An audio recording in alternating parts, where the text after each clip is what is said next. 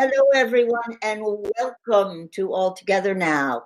I'm your host for tonight, Bobbie Steinbach. I'm coming to you from just outside of Boston, and I want to tell you why we created All Together Now. We wanted to bring performers from around the globe to share their unique talents and embrace us, transport us, and connect all of us with their music, storytelling, dance, poetry, and so much more. And we are so delighted that you have chosen to gather with us tonight.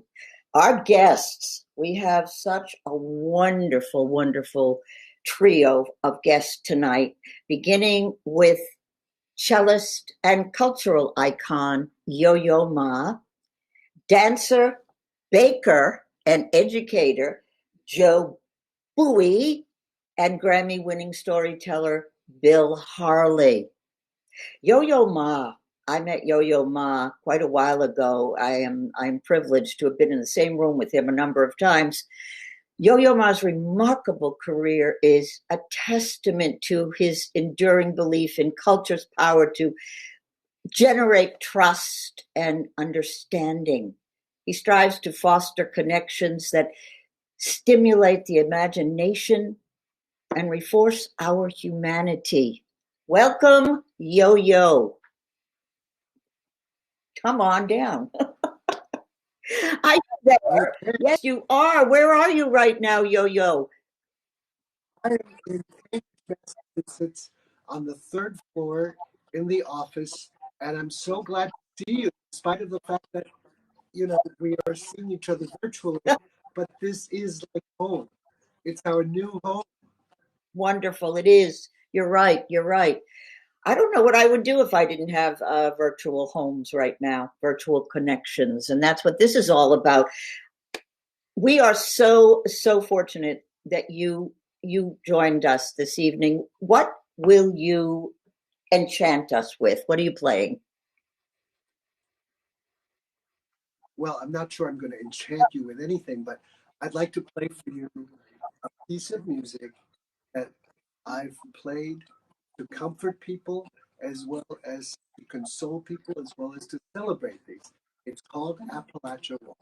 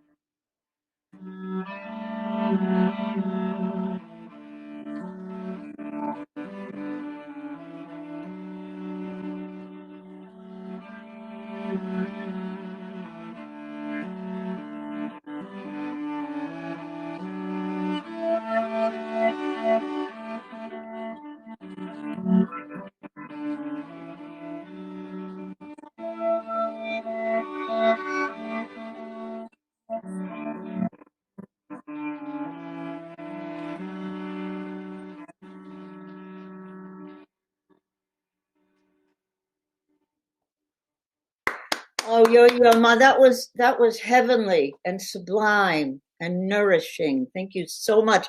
I just want to say, you're having a windstorm over there in Cambridge, right? A big windstorm?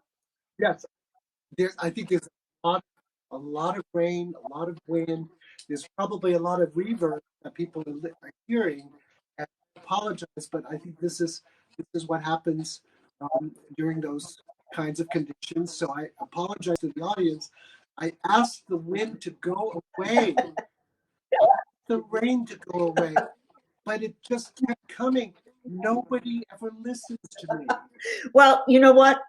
In spite of the wind, it was really truly beautiful. Thank you so much. And now I want to bring in an old friend of yours. I just want to say also that was Mark O'Connor's Appalachia Waltz, and a very special piece, I think.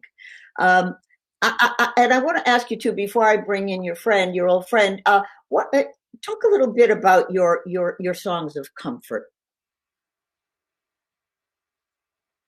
Can you hear me? Yes, You want I can hear you want to talk about your songs of comfort a little bit? Tell the audience. to. I think during this crisis, there are so many people that are succumbing to the virus, but there's so many people that are volunteering and doing the hardest work and to expose themselves to all the dangers in order to help others. And I thought during this time, if music can do anything to help, that was the intention behind the Songs of Comfort, and to just say if you are so stressed out, looking for food or trying to stay safe or helping others, maybe there's a couple of minutes during the day that you could actually feel comforted by something that we have invented, and that's music. And so I've been doing this for a while now. Unfortunately, I think this is going to go on for a while. But I also do feel that we're about to enter into what we're doing right now, which is connecting. Yeah.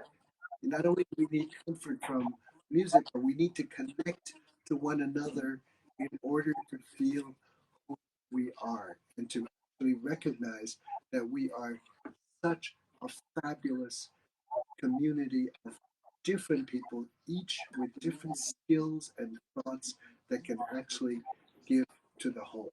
And so I'm so happy to be on your show And and to be we are able to do something. delighted to have you because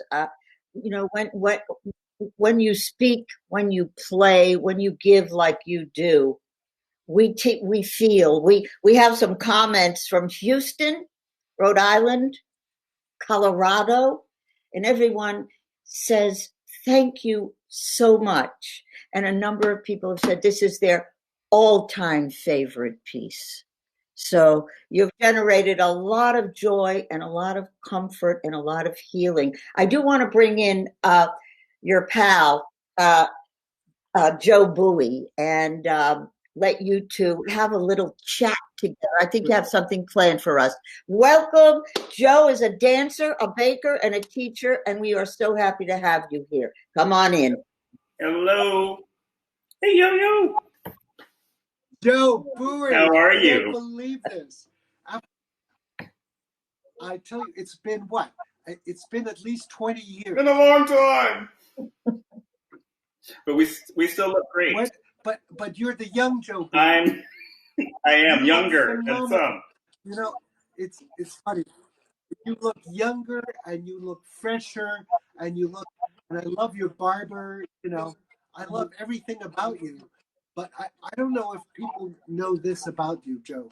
Would you mind if I said to our friends in the audience that I always had the greatest admiration for you, not only as a Mark Morris dancer, one of the great companies in the world, but as someone who was so strong and graceful. But what people may not know about you is that I always thought of as a Renaissance man, because you started wanting to go to med school, and you were a tennis star when And I would tell people about, is it true that you became a dancer only in college when someone gave you bet someone that you would actually go to a dance? Yeah, They said you wouldn't, yeah. and you did. And then you were. A dare. Is that true? A friend of mine dared me to go to a dance class, and I was pre-med at the time and a science nerd who always loved artistic things. And it just gave me, I was smitten. I just fell in love with it. I had never loved anything that much. And it took over everything, much to the chagrin of my parents at the time. But I think that what they finally figured out once I can imagine your parents. Yes. So it was a love Mom, between Dad, me and dance. I'm not going to go to med school. I know what I want to be. I'm going to move to New York. What do you want to be, Joey? I want to be a dancer. Be a dancer. Yeah, it was good. It's been a good ride. And now you're a baker. And now I'm a baker as well. I mean, do you have to switch every 10 years or so? Do I have to what? Say that again? You have to switch every 10 years or so to do something else because you're so good at it that you have to try your hand at something else? I just try to follow whatever moves my heart right now, and that's listen, Joe. I don't know if you could might still remember, but do you remember the Mark Morris falling downstairs that we did with the dance? I do. There was one movement. I don't know if you remember anything. It's the sushi dance. Yeah, we called it the sushi dance because it was like making sushi. But it's the Bouree from the Bach. Exactly. I think I could probably pull it out. So can we do that? Sure. Yeah, can you pull it out? Okay, all right. So are you ready? Yes. Okay, 1, 2, 1, 2, 3.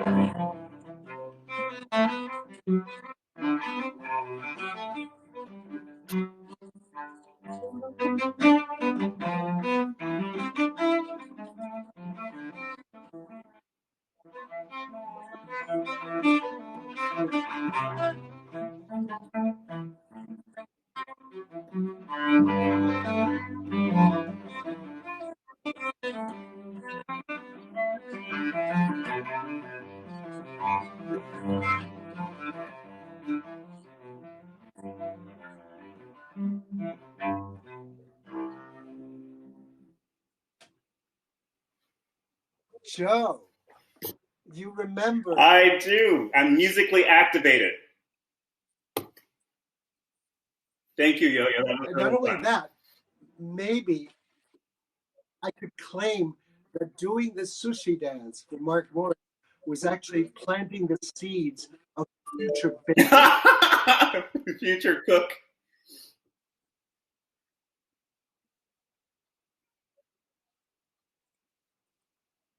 And Yo-Yo Ma, so special to have you with us tonight. Yes. Thank you so much for gracing us with your beautiful presence. And we hope you really do. Bye, Yo-Yo.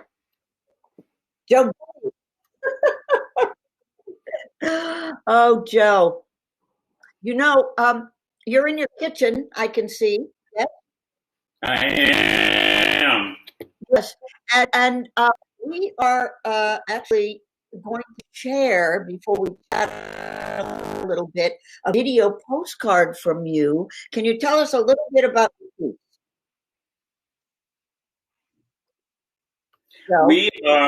Well, what I've been doing mostly in this time, I'm in Evanston, Illinois right now, and teaching a lecture at Northwestern University. And so I've been figuring out how to teach my students remotely modern dance, and that's been a challenge. And so the things that I have spent the most time doing are like making classes for my students, coming up with material, generating material, because they have such varying spaces, and also mixing bread and making bread. I happen to be an artisan baker now, and because we need bread and in our house, and those things, sort of come together. I mix something, then I step away and come up with some movement, or try to come up with some movement. And so what I did when I was fortunate to be asked to do this, it was really sweet. I thought I could maybe combine the two. So I put something in the mixer, and then I decided I would maybe use that as my music and see what I could come up with. So that's what my video postcard became. Well, I am really looking forward to seeing this. And why don't you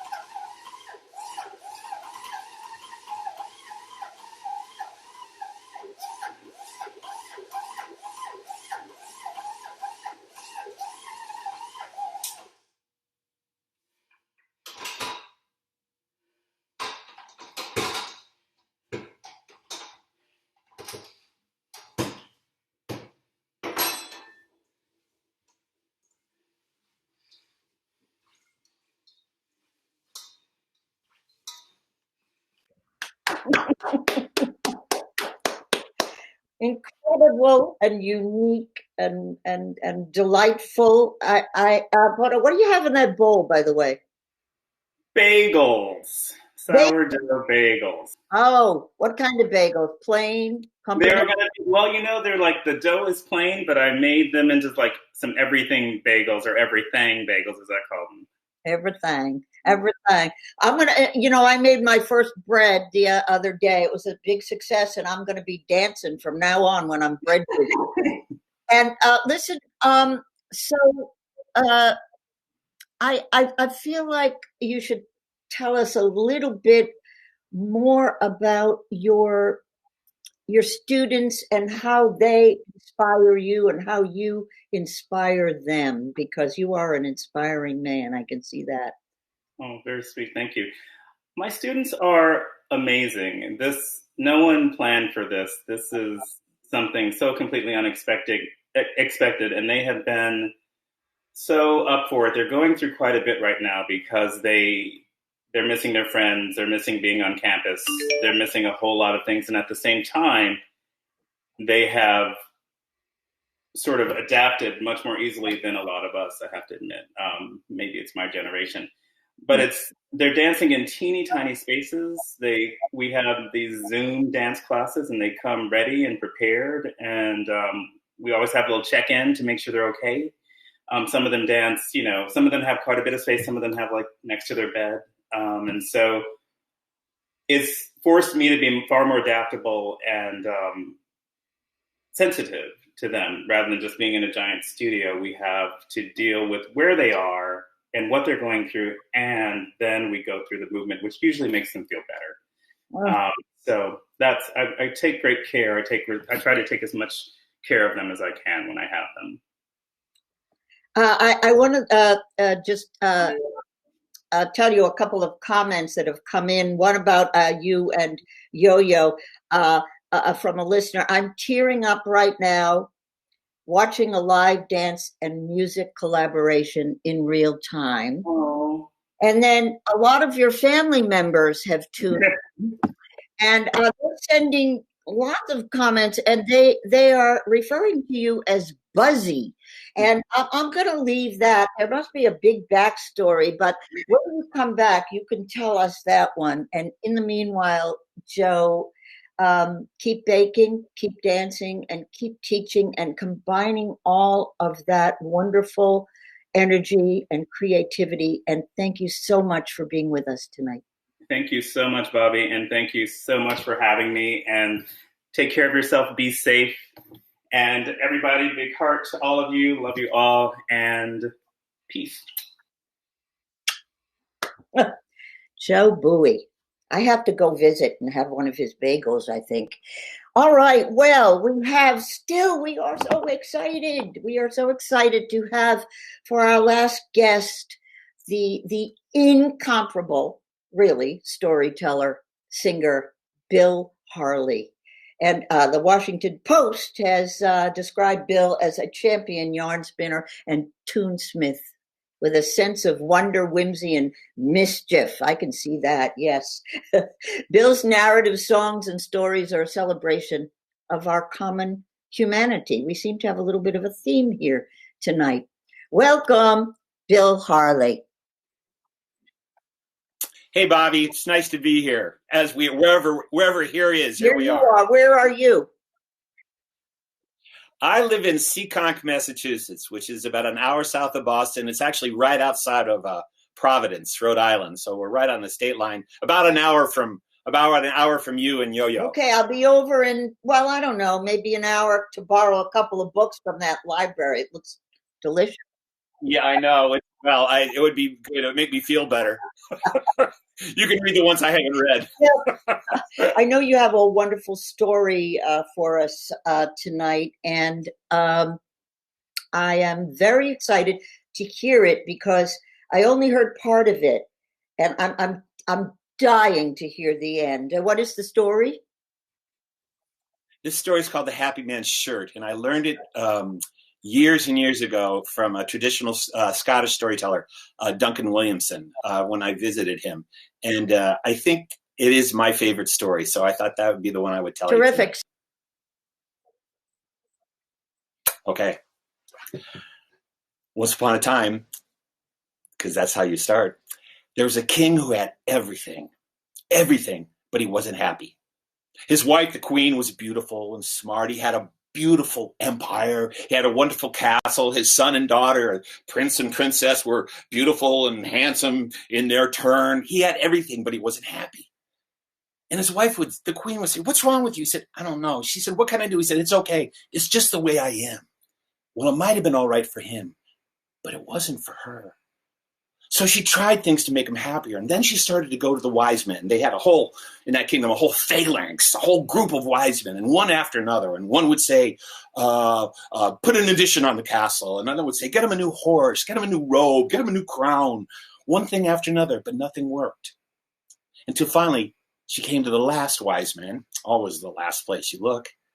And he said, if the king would be happy, he must find and wear a happy man's shirt. So she sent the guards out to the kingdom to look for a happy man, scoured the kingdom, and would you know, they couldn't find one. They came back. No happy man. She went to the wise man. She said, we've looked over. He said, I didn't say you. Only the king can find the happy man and get his shirt. So she goes to him, says, how are you? He says, I'm okay. She said, look, I want you to be happy. The wise man, the last one, says, if you want to be happy, you have to get a happy man's shirt. Would you do that for me? And he said, okay, if it makes you happy, I'll do it. So he leaves the next day. He doesn't wear his robe or his crown. He doesn't go out in his milk white steed. He just slips out the back door. And he begins to wander through the kingdom to try to find a happy man. And wouldn't you know, he can't find one either. No one seems to be happy. And he stays out for days and weeks and months. His hair goes long and unkempt. The birds make a nest in his beard.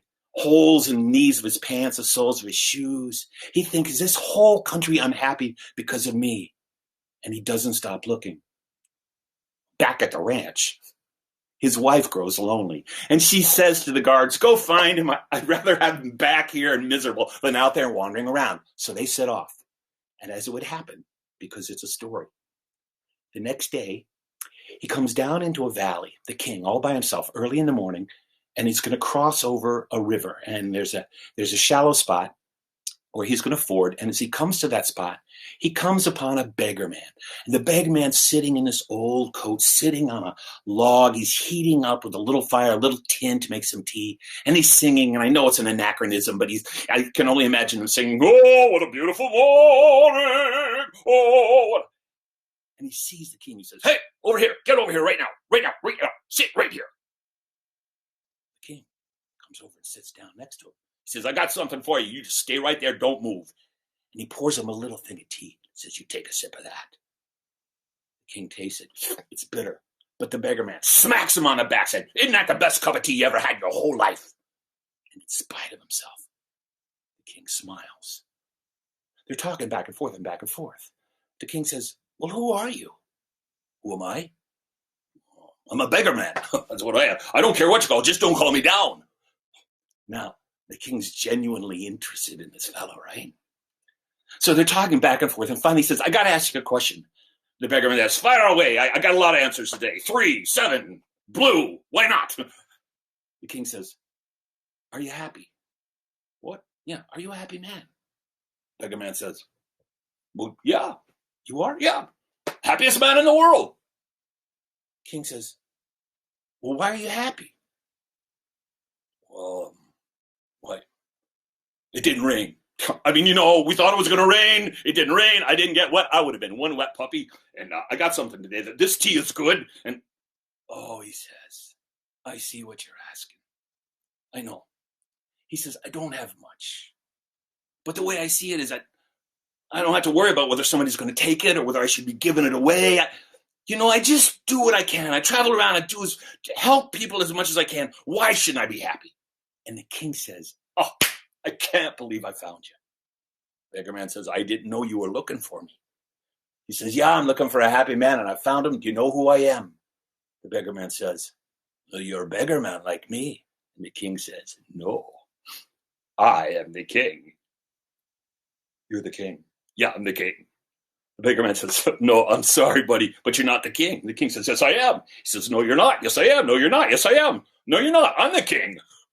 The king says, no, I'm the king. The beggar man says, I'm the king. I'm the king. They're arguing back and forth, and the beggar man starts laughing. The king is furious, and he says, what's so funny? And the beggar man, tears coming down his eyes, he says, look at yourself, buddy. You're not the king. And the king looked down, and he saw himself truly who he was. And he laughed. And he said, fine, you be the king. The beggar man says, no, you be the king. We'll both be kings. And they start to laugh. And they're down on their knees laughing. Their sides are hurting. And of course, it's a folktale. That's when the guards show up. They ride their horses down, throw themselves on the ground. Your Majesty, we found you. And the king says, I told you. And the beggar man said, ah! He said, Your Majesty, I'm sorry. I'm saying, shh, no, shh. Don't you dare apologize to me. And the captain of the guard said, Your Majesty, your queen wants you back. And he says, yeah, well, there is that. He says, I got to go back. The beggar man says, yeah, you're the king. He says, but I got to ask a favor of you. A favor? Whatever I have is yours. Fine, he said. Can I have your shirt? You want my shirt? She says, I want your shirt. And the beggar man starts laughing. And the king starts laughing. He doesn't know why. And then all the guards are laughing and nobody knows why. And the king says, what's so funny? And the beggar man looks at him. He says, I have no shirt. And the king laughs and says, then you'll never want for another, because you're going to come back with me. And he pulled him up on his horse, and they rode back to the castle. They came in the main hall.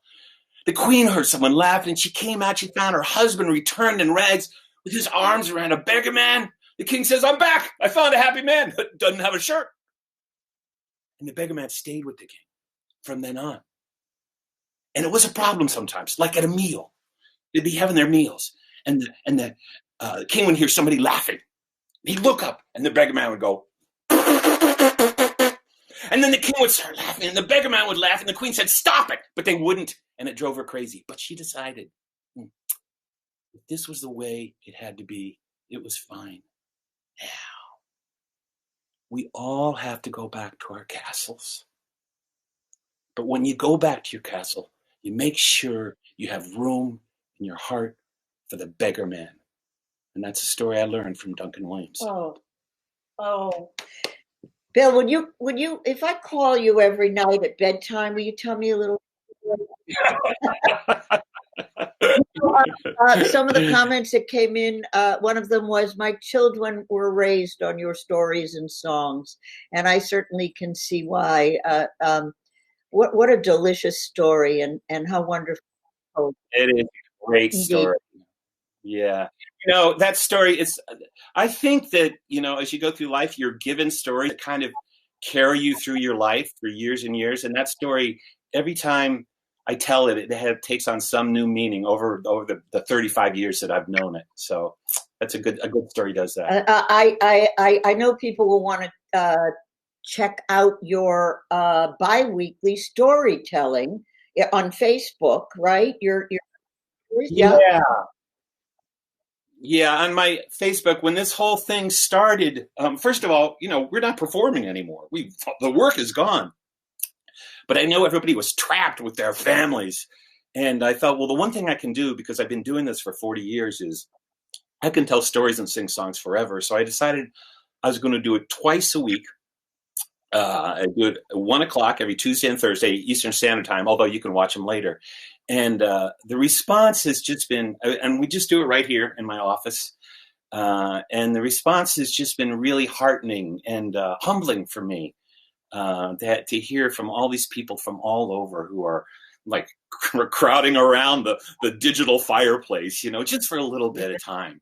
To take away the outside world and all things bring, just for a little bit. I'm sure people will want to check that out. And now I think you have a video postcard to share with us as well. Can you just talk a little bit about the song you're going to do? Yeah, this is a song I wrote last year, and I had written the words a number of years ago. I was in a place, and I was thinking about how my work is really kind of small. It's mostly with in schools, and it's a little thing. And I wrote down the verses to this at someone else's concert that came to me and carried it around. And then it's got a little African guitar rhythm, so I strung there's a dollar bill in the strings to give it that kind of chorus sound. And it's a song I've been singing a lot lately. With all this we're going through. It's called Little Things. Well, let's.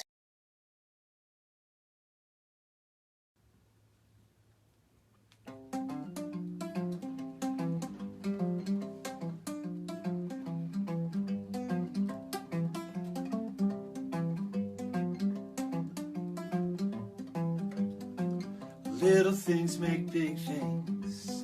Big things make a difference. So I know that little things do too.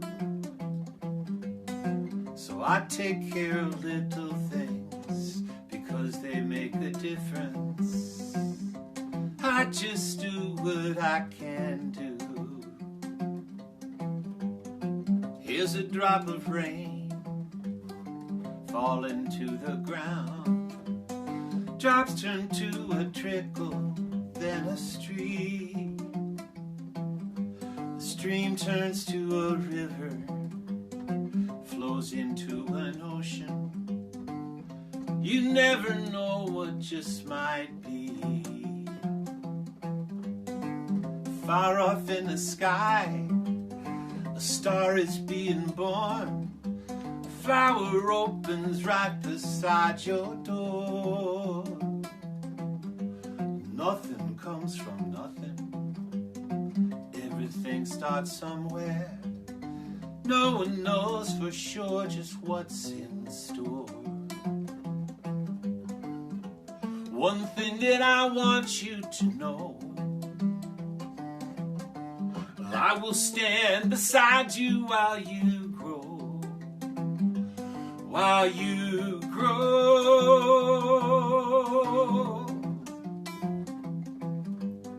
Na na na na na na na. Na na na na na na na. Na na na na na na. One voice is one voice, one more than no voice, one voice more than no voice at all. But one voice and one voice is one more than one voice. Every big thing out there started small, 'cause little things make big things. Big things make a difference. So I know that little things do too. I take care of little things because they make a difference. I just do what I can. I just do what I can. I just do what I can do. Na na na na na na na na na na na na na na na na na na.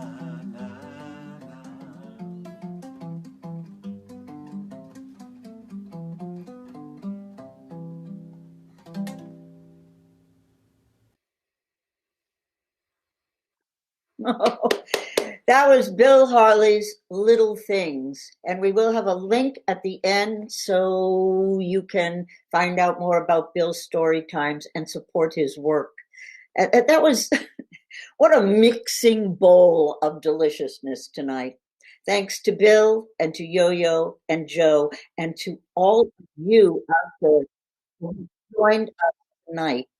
And if you'd like to see more of All Together Now, please follow, like, and subscribe on Facebook, YouTube, or Twitch, and you will get a notification when we have new shows. We'll be back this Thursday with a special show very close to my heart for Shakespeare's birthday. Shakespeare took inspiration from so many cultures and gathered people to him for tales that are full of love, passion, war, magic, and stories of everyday people. He also lived through at least one plague.